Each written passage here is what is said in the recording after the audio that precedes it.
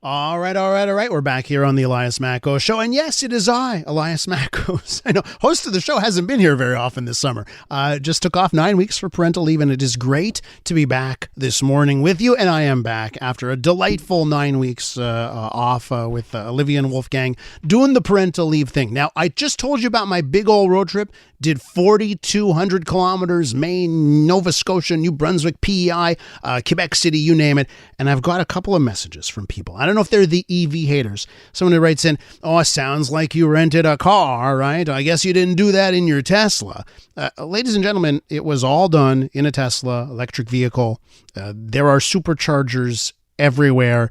It's so fantastic. And it was so cheap. And then every time you stop somewhere, you charge for like when you sleep overnight, you're charging for free. It was amazing. And then the car drove itself. I mean, it did 98% of the driving. So everyone wondering, oh, you did 4,200 kilometers. You can't do that in an EV. Yes, you can.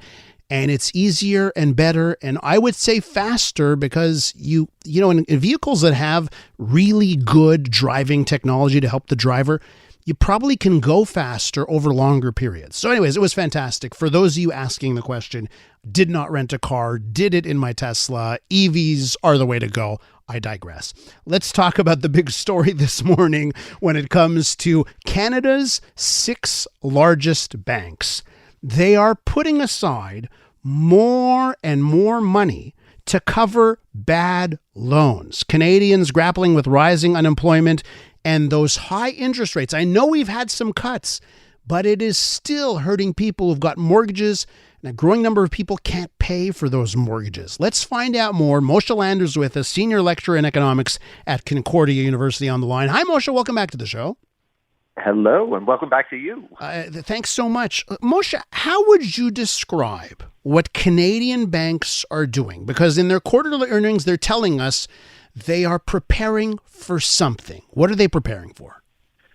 So any bank, even under the best of circumstances, sets aside money for loans that go bad. So banks should do their due diligence when they lend out money, make sure you have a good credit score, you have an income, you have an ability to pay. But listen, life happens, and sometimes these things go bad. And so they set aside money. What they're doing now is they're setting aside a greater proportion than what they normally would, because they believe that in the next couple of years, as more and more people reset their mortgages, they might have a hard time paying back the loans. And so the banks are just doing good business practice, which is you have to set aside money for those eventualities. Okay, but there is a difference in the dollar signs that they're putting away. Something is happening here where if you look at what they were putting away in previous years compared to now, it's a big difference here dollar sign wise. Yeah, dollar sign wise and even percentage wise, it is an increase. They expect that over the next 2 years or so, there's a large number of mortgages that are going to reset at a fixed rate.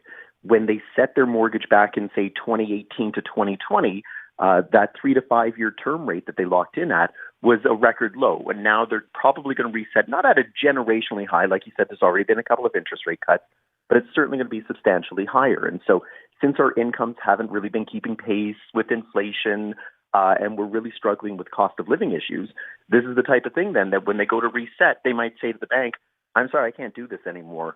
And the bank might have to write off the loan then. So for that, they are setting aside a larger amount. Partly that's reflective too, though, that the bank's loan book has gotten much bigger too over the last credit cycle. But you're right, dollar terms, percentage terms, it's all an increase. There's an expectation that a larger number of people are going to get caught up in bad debt. Moshe, of course, the Bank of Canada has lowered interest rates now a couple of times, a 0.25%, right?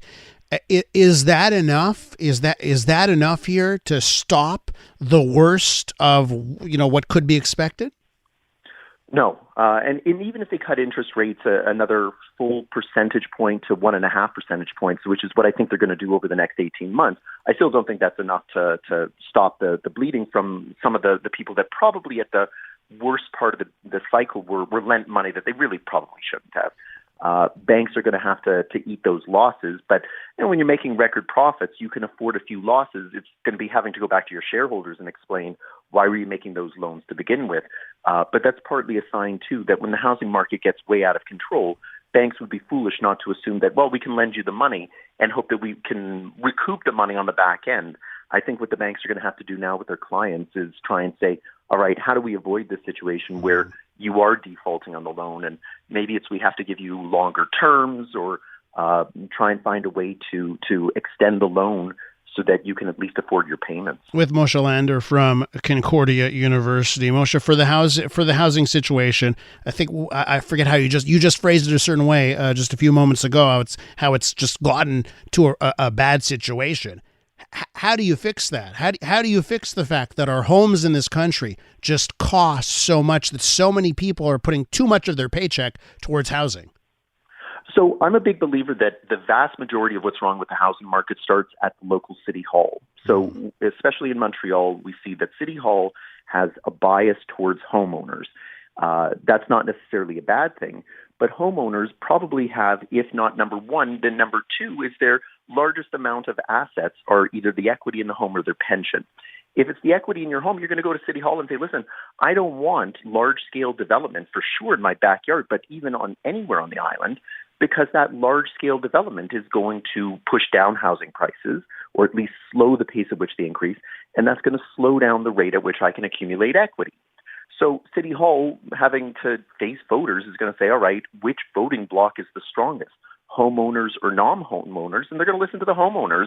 And what you end up with then is they say, all right, we're going to try and block any large-scale development. That's true in Montreal. It's true in Quebec City, Ottawa, take whatever market you want.